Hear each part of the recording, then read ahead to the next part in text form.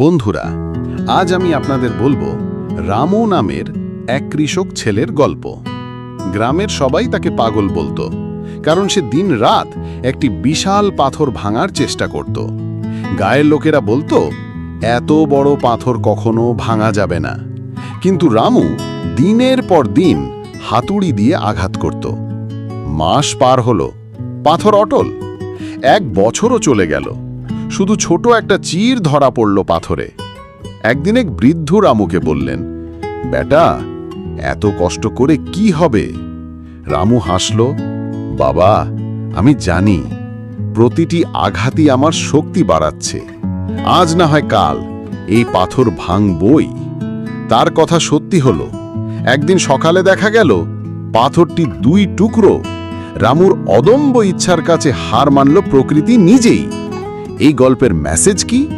আপনার লক্ষ্য হয়তো আজ একটা অসম্ভব পাথরের মতো, কিন্তু প্রতিদিনের ছোট চেষ্টাগুলোই একদিন সাফল্যের দরজা ভাঙবে। জীবন খুব কঠিন, কিন্তু অসম্ভব না। তুমি যদি আজ সিদ্ধান্ত নাও যে তুমি থামবে না, তাহলে কেউ তোমাকে আটকাতে পারবে না। আজ আপনি যেখানেই থাকুন, মনে রাখবেন আপনি গুরুত্বপূর্ণ, আপনি দরকারি এবং আপনি পারবেন। স্টিভ জবস বলেছিলেন, লক্ষ্য না পৌঁছানো পর্যন্ত কখনো থামবেন না। আপনার ভিতরে সেই রামুর মতো জেদ আছে কি? যদি থাকে, তাহলে আজই বলুন, আমি আমার পাথর ভাঙবই। ধন্যবাদ। আপনার যাত্রা শুরু হোক আজই।